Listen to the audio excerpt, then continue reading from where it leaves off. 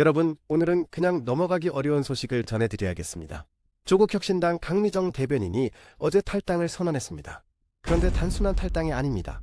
강 대변인은 직접 기자회견을 열고 자신이 성비위 사건 피해자 가운데 한 명이라고 공개했습니다. 피해자만 해도 10명 가까이 된다는 증언까지 나왔습니다. 여기서 가장 충격적인 대목은 사건이 접수된 지 5달이 지나도록 당 차원에서 피해자 보호 대책이 전혀 마련되지 않았다는 점입니다. 오히려 피해자들이 하나둘 당을 떠나고 있다는 겁니다. 여러분, 이게 과연 혁신을 내세운 정당이 보여줄 모습입니까? 사건을 살펴보면 핵심 당직자 2명이 성추행과 직장 내 괴롭힘 혐의로 경찰 수사를 받고 있습니다. 뒤늦게 제명과 자격정지 같은 징계는 내려졌습니다. 하지만 강 대변인에 따르면 그 과정에서 가해자와 가까운 인사들이 윤리위와 인사위의 포진에 있었다고 합니다. 피해자들이 너 하나 때문에 10명이 힘들다는 2차 가해성 발언을 들어야 했다는 증언까지 나왔습니다. 여러분, 여기서 우리가 묻지 않을 수 없습니다. 이게 과연 정의입니까? 이게 과연 혁신입니까? 피해자보다 권력을, 정의보다 자기 편을 먼저 챙긴 건 아닌가요? 조국혁신당 지도부는 피해자 대책이 없었다는 건 사실과 다르다면서도 결국에는 반성하겠다, 유감이다라는 입장을 냈습니다. 그런데 말입니다. 피해자가 직접 울분을 토하고 탈당이라는 극단적인 선택을 한 뒤에야 내놓는 반성이 무슨 의미가 있겠습니까? 책임지는 정치는 사후 해명이 아니라 처음부터 문제를 바로잡는 데서 나와야 하는 겁니다. 더 큰 문제는 이 사태가 더불어민주당으로도 번지고 있다는 점입니다.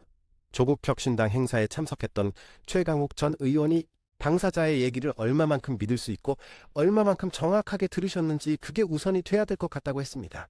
그는 또 내가 보기에 저 말이 맞는 것 같다는 건 개돼지의 생각 한 발짝 떨어져 보는 사람으로서 그렇게 죽고 살 일인가 라고 발언을 했다가 거센 논란에 휩싸였습니다. 결국 민주당 정청래 대표까지 긴급 진상조사를 지시했죠. 이 사건을 보면 공통점이 보이지 않습니까? 피해자의 절규보다 자기 편 보호, 국민의 눈높이보다 진영 논리. 이런 태도가 쌓이고 쌓여 지금 정치권의 불신이 극에 달한 겁니다. 나라지킴이 TV는 이렇게 말하고 싶습니다. 정치권이 진짜 혁신을 원한다면 피해자 중심주의를 철저히 지켜야 합니다. 사건이 터진 뒤에 사과 한마디로 넘어갈 게 아니라 처음부터 피해자를 분리하고 철저히 조사하고 가해자는 지위고하를 막론하고 단호하게 처벌해야 합니다. 그게 국민이 바라는 최소한의 상식 아닙니까? 여러분, 국민이 원하는 건 거창한 구호가 아닙니다.